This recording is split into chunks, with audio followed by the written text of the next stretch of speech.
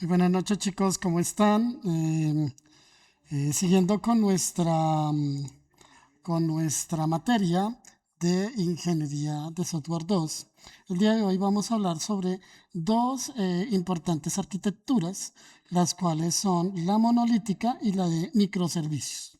¿De acuerdo? Entonces, veamos el tema de la monolítica, en donde pues en la monolítica pues se encuentra todo en un solo repositorio, en un solo lugar, ¿cierto? En una sola unidad, ¿cierto? Y cada uno de estos módulos están fuertemente acoplados al momento de su despliegue, ¿cierto? Entonces, ¿por qué? Porque la arquitectura monolítica pues es importante por su simplicidad, ¿cierto? Es ideal para comenzar. ¿Sí? Permite pues desarrollar y entregar pues funcionalidades de forma rápida y con mejor complejidad técnica, ¿cierto? Cuando hablamos de la arquitectura monolítica, pues estamos entendiendo de que todo está en un solo lugar, ¿sí? Todo está acoplado, los módulos dependen entre sí, por lo que en un pequeño cambio puede pues afectar muchas partes del sistema. También el tema de la escalabilidad, ¿cierto? Pues es limitada. La escalabilidad es de manera vertical, ¿cierto? Más recursos para el servidor, que es lo que se interpreta, ¿sí? No permite escalar partes específicas, ¿cierto? Por el tema de que es monolítica. Su despliegue es único, ¿cierto? Cada cambio requiere recompilar, ¿cierto? La estructura, todo el proyecto, ¿cierto? Se requiere pues la aprobación, probarlo, ¿cierto? Y desplegar toda la aplicación puede generar pues riesgos al momento de su producción. Importante aquí y es, aquí lo estamos viendo, que solo contiene una única base de datos. ¿Cierto? Todos los módulos pues comparten ese mismo modelo, ¿sí? Lo que puede generar pues bloqueos y conflictos en equipos grandes, ¿cierto? El mantenimiento es más complejo. ¿Sí? El código base es mucho más grande y acoplado pues para se puede volver difícil de entender, ¿cierto? Y se modifica con el tiempo. Menos tolerancias a fallos y si la aplicación falla, pues todo el sistema se cae. No hay un aislamiento de errores, ¿cierto? No hay una buena opción para proyectos pequeños o medianos, ¿cierto? Es, digamos que lo que se utiliza para esos proyectos, ¿cierto? Cuando son pequeños o medianos.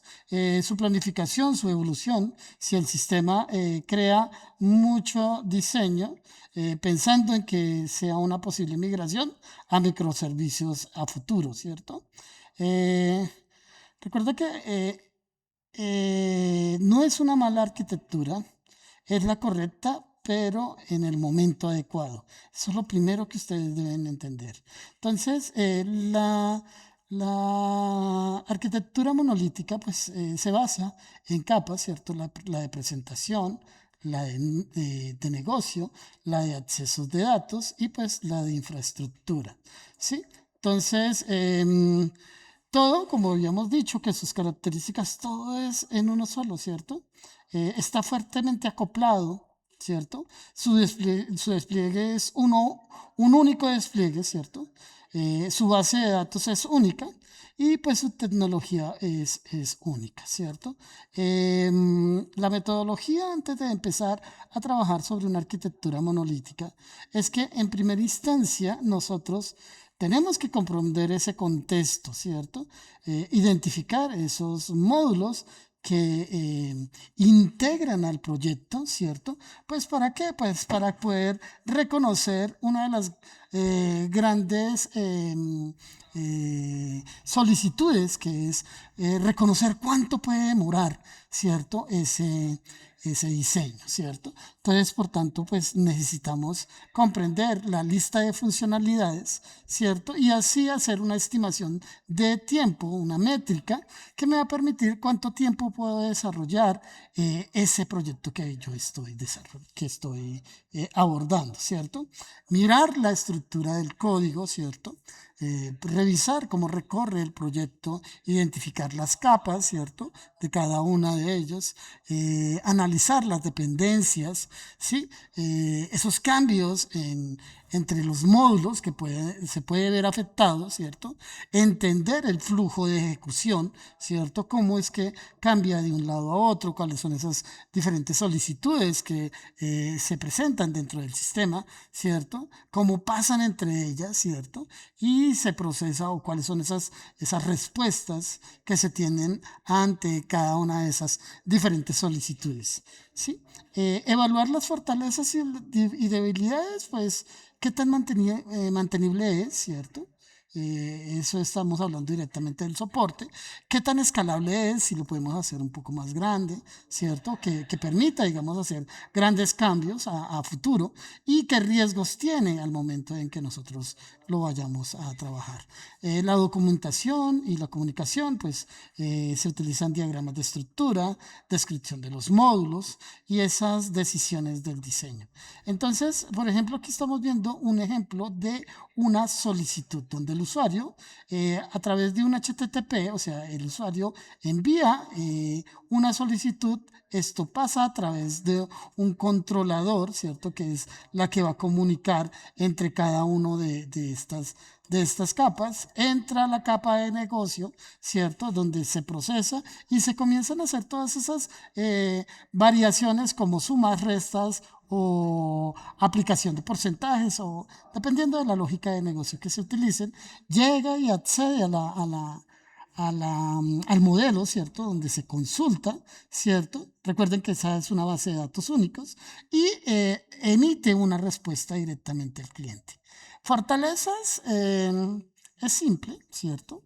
Al momento de empezar a desarrollar, pues este es una gran ventaja porque aprendemos mucho al momento de la construcción de un proyecto, ¿sí? Su desarrollo es rápido, es fácil de aplicar diferentes pruebas unitarias que me permiten reconocer cómo está ese flujo de ejecución, ¿cierto? El despliegue es mucho más sencillo, tiene un menor costo, ¿cierto? Pero tiene debilidades como cuáles, el tema de escalarlo, hacerlo más grande, cada vez se vuelve más complejo, ¿cierto? Los despliegues son riesgosos o funciona o no funciona, ¿cierto? Mientras que en la otra arquitectura vamos a ver cómo varía eso, ¿cierto? Su mantenimiento es complejo a largo plazo, la tecnología es homogénea, tiene poca flexibilidad y tiene un mayor riesgo de fallos globales. Entonces aquí tenemos cómo está compuesto desde el frontend, que son las vistas, desde el backend, que es todo el tema de los controladores a través de APIs, ¿cierto? Y cómo entra al modelo, ¿cierto? Entonces, todo esto está en un mismo proyecto, en un mismo repositorio, ¿verdad? Herramientas comunes, sí, existen. Son marcos de trabajo, estamos hablando de Django, estamos hablando de Architect, estamos hablando de Angular, ¿cierto? O herramientas que manejan Java, que es el Spring Boot, ¿cierto? Y diferentes otras herramientas, otros marcos, como está el Laravel, ¿cierto? Y pues estos que están aquí o que se le presentan. ¿Listo, chicos? Ahora veamos el tema de los microservicios, ¿sí? La metodología de los microservicios. Entonces, es una arquitectura, ¿cierto? Es una arquitectura, pues, la cual se tienen ciertas características, ¿sí? Por ejemplo, se diseña por dominios de negocio, ¿cierto? Esto significa que define servicios pequeños y cohesivos que resuelvan un problema específico del negocio. Hay una independencia real, ¿sí? Cada servicio debe poder desplegarse, escalarse y evolucionar independientemente. ¿Sí? Cuando hablamos de independientemente, es que cada uno de su módulo es como si tuviera una integración de varios proyectos monolíticos. ¿Y qué significa eso? Que pues va a tener el tema de las mismas capas, va a tener un modelo por aparte para cada uno de estos servicios. ¿Qué significa eso? Que la arquitectura de microservicios posee pues no solo una base de datos, sino varias bases que responden a ese dominio de negocio. ¿Cierto? Su comunicación se hace a través de servicios, ¿cierto? Se elige el protocolo, por ejemplo, el protocolo REST, ¿cierto? Y otros utilizados. Y pues se definen pues contratos claros entre esos servicios. Sus datos, como ya lo dijimos, van a estar descentralizados porque cada uno de esos servicios va a poseer una base de datos independiente. Se evita compartir datos entre esos servicios, ¿cierto? Eh, la observabilidad desde el inicio, se implementan logs, se implementan métricas, trazas, alertas, ¿cierto? Y esa es la clave para detectar y resolver dichos problemas.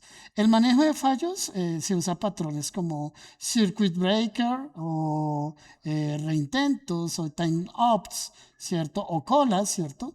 Para lograr esa resiliencia.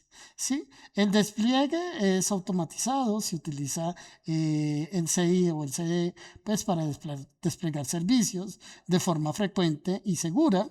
Se hacen pruebas de servicios, digamos que cada servicio debe tener sus propias pruebas unitarias, sus propias pruebas de integración y su propio contrato. ¿Sí? La complejidad operativa requiere más herramientas, más monitoreo, más configuración y gestión que un sistema monolítico, ¿cierto? Y no siempre es la mejor opción, porque al usarla, cuando el sistema es grande, pues el equipo es grande o necesitas escalar partes específicas. Recordar que los microservicios no eliminan la complejidad, la trasladan, ¿cierto? Usando como el beneficio de superar el costo operativo. Entonces, aquí vemos cómo tenemos que tener en cuenta el conocimiento del dominio y sus procesos, identificar los usuarios, canales y reglas dentro del sistema. ¿Sí? Se define objetivos de calidad, escalabilidad, resiliencia, despliegue independiente, ¿cierto? Aquí vemos un ejemplo donde un usuario entra a un módulo de catálogo, hace un pedido, hace un pago, hace un envío y hace un reporte. Como resultado, es una lista de microservicios con unos límites de responsabilidades. Cada dominio pues, se convierte en un microservicio con esa responsabilidad única. Aquí lo estamos viendo, ¿cierto? Entonces la arquitectura de alto nivel está la vista lógica, donde se hace a través de estos controladores, entra al catálogo y define cada uno de estos procesos. Sí, esa es un diagrama, ¿sí? A través de una API, un gateway, que es el punto, ¿cierto?, de entrada única a cada uno de estos servicios. ¿Sí? Los patrones utilizamos, volvemos a repetir, que es el REST, ¿cierto? Es asíncrono, debe tener una mensajería para estos eventos, descubrimiento de servicios, se hace a través de Consul, Kubernetes o DNS. Buenas prácticas, esos contratos, esos controladores, esos APIs deben estar bien definidos, ¿cierto? El versionamiento de los APIs se debe tener en cuenta. Resultado, pues, comprensión de los mecanismos de comunicación y esa resiliencia, ¿verdad? Recordar que cada uno de estos tiene una base de datos propias. lo que permite ese aislamiento de esos datos por servicio.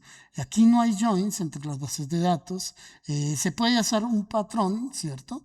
Y entrega pues resultados como datos de servicio definida, ¿sí? ¿Qué más podemos hablar?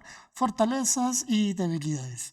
La escalabilidad por servicio, ¿cierto? Se tiene un despliegue independiente por cada uno de los diferentes módulos. Se tiene una tecnología heterogénea. Se tiene un aislamiento de fallos.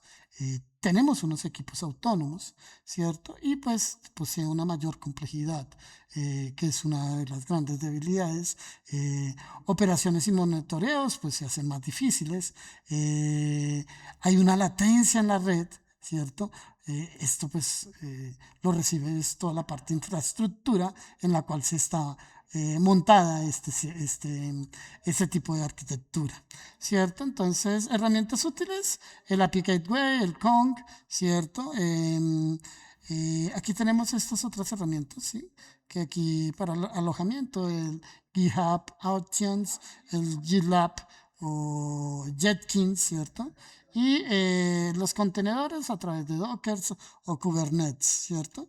¿Qué otra vez? Para la metodología es siempre, chicos, siempre, antes de empezar, comprendan el contexto, ¿sí? Comprendan ese nicho. ¿Qué problema resuelve el sistema? ¿Sí?